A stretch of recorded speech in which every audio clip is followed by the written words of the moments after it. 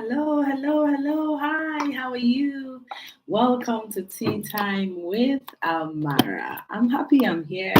I'm happy I get to always make it to come discuss with you thoughts as I grow, as I approach a better version of me, or would I say the best version of me, because we are never there. There's always room for us to get better and better and better. And for that, I am very, very glad. So, how are you doing? How have you been getting on? I'm going to be sharing with you something I learned over the weekend. And so, my 90-day run, um, would I say, has officially ended. Okay, but my learning continues, and the things that I have learned during the course of these 90 days, it's now going to be lived out. Although that's what I've been doing since I started, living out the 90 days, the things that I've been taught, understand the things that I'm supposed to be doing and going ahead to do it. And I'm so very grateful. I hope you get to connect with a coaching class. I hope you meet someone or some people that will represent coach or coaches to you, people you can learn from, people that are better than you, people that are bigger than you, people that are higher than you, for you to look at everything that you may consider as success, achievements, which you should be grateful for, but which should not make you relax. There's nothing that you have achieved today that should give you a sense of uh, um, fu- that fulfillment in which that you don't think you need to work more or thrive to be better. Every achievement, every achievement, everything you fulfill in life, what they should actually also get to do is to encourage you to know that if I could do that, I can do more. Because that is why our heart is still beating. That is why we are still alive. I'm happy to be with you. I'm happy to have connected with you. I'm happy to be a friend, and I'm happy that I have something to share with you. I hope you also get to share whatever you think you have also learned. Okay. So during the course of our life, as we proceed, as we go on, as we try to make a success of our life, there's one thing that is inevitable, and that's failure, right? That's normal. Take a child who's just born, who's trying to walk, they will fall. Okay, it's part of it. And I don't think there's ever any child who just got up and started walking. They'll try to walk and fail. And incidentally, I'll tell you what happened. I was in a class last Saturday, a live training program last Saturday. And then even before that, throughout this 90-day run with Eric Quarry and the different people I have been exposed to, as they plug us into the different activities we're supposed to be doing, um, it doesn't matter whether you fail or succeed. It didn't matter. It didn't matter whether you have the huge results that you were expecting or you don't have any results. That wasn't always what was focused on, even though, yes, if you do the things that you're supposed to do, you must win. That is because life is based on principles. But the sweet thing is that they never ever focus the things on whether you win or you don't win or whether you succeed. The major thing they focus on is that you are on your way, you are in action, you are doing something, which is what we always want to make sure that we are doing. We don't want to get to a point where you are now stagnant and not doing anything, especially because of discouragement, which will always come. Or, like Napoleon Hill described, temporary failure. If you experience temporal failure, you do not want that to be a reason why you will not continue to do the things you're supposed to do. Okay. So, throughout these 90 days, and of course, when you listen to people who have experienced one form of success or the other, they encourage you not to look at the result, especially when the result is negative. You're encouraged not to look at the results. You're encouraged to keep going. Okay, so having said that, this last Saturday night, John Maxwell, which I'm sure know John Maxwell, he's a legend in the whole success coaching space, especially when it comes to leadership. And he came. What was he talking about? He was trying to, what he actually emphasized on was in succeeding in the journey of success. He said we should not separate success and failure. We should not. We should keep them close. We should keep them real close. And why that is striking, we spent about 1 hour giving us notes, which I will share with you. Points, different reasons why he thinks success and failure goes together. I'm telling you, this was Saturday night. This was Saturday night. In fact, he actually made a statement where he says, return on failure. That's ROF. While people say return on investment, return on time, return on this one, return, because every businessman wants to have something in return from what they have invested. So if you invested time, if you invested effort, if you invested whatever, you want to know what you get back. And he introduced something I've not heard before, ROF, return on failure.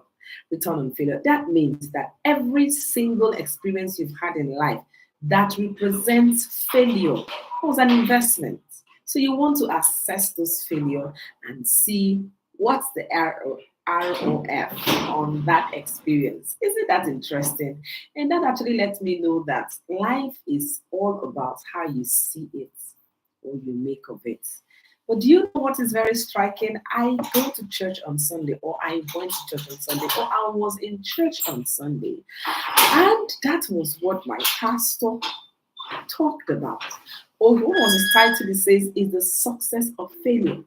Oh, the success of failure, and he pulled it from the Bible. He started from Genesis 1:1. How did the Bible open up? In the beginning was the Word. In the beginning, God created the heavens and the earth. And the very next verse, it says, and the earth was without form and void. And he tried to pull out the scenario. How bad a scenario can it be? That the situation is void and without form, nothing, nothingness. And God being faced with such failure, what did he do from that failure? Now, all this discussion is just to help you and I, and for me, it's really helping me. When I look back at my life, I begin to start being grateful for the things that maybe had bad feelings to us. Because as a Christian, the Bible said that all things work together for good. And one thing they try to teach us in this space of success is for us to believe, just know that life is working for you and not to you. Sometimes it's difficult to relate to that. It's difficult to see it. It's difficult to understand it. But it's nothing but the truth. So we are now being taught that it is what actually makes the difference is how you see life, how you view life. And those negative experiences, and it's quote and unquote right now, those things you may describe as negative experiences are wound together in the things you might say is positive. And I begin to think, if you bring a successful person right now and say, hey, good evening, good afternoon, good morning, can you tell us your success story? Can you tell us your success story? Whoever you think is successful, come and tell us your success story. Now, what will make that story very, very interesting is the failures, the things they were able to overcome, and then success happened, isn't it? Would it be a success story? Would it be interesting if somebody just says, hello, I was born on planet Earth and then I became successful? No. When you hear success stories, success stories, and they tell you how their first business failed, and the second business failed, and they lost money here, and they lost money there, and this one happened. Thanks for the likes. Thanks for the likes. Thank you so much. You find out that success and failure goes together. Now, that's very striking for me. That's very helpful for me because I have experienced failure. I don't know whether you have experienced failure and failures that you kind of embarrassed about. So hearing these things that I'm hearing right now personally is really helping me in order to see how I view the past, in order to see the return on failure. and then able to see your what you call failure on a light, then you can now see them as lessons. And so John Maxwell said that you either win or learn. So those failures, those things that didn't go well, no matter what it is, bad relationship, bad business, whatever it is, there are lessons that you can pull from. There are returns that you can get from those failures. Isn't this very helpful? Is this not really helping us to have a better perspective about life? Because honestly, life is what you make of it. Life is what good, bad happens to everybody, every single person. But how you view it is what makes the difference. So if you can look back right now and view all the things that hasn't gone well, bad background or poor background, or you had parents that were awesome, or you had a good upbringing, or you didn't have a good upbringing, or you didn't go to the school you wanted to go to, or you didn't marry the person you wanted to marry, whatever the experience, you lost your job, you're not well treated at job, business hasn't gone well, things are difficult, economy is bad, you just name it. The truth is that success and failure are together. There's something in it. There's something in it for you. So I hope one of the things that this video will help you do, like the things I've heard recently is helping me do, is to thank God for the things that looks as if they were a failure. And to see that they all come to make a wonderful, beautiful story of my life. And then I first of all, I can lay off the embarrassment that I may have attached or may come from those negative experiences. I pull from them.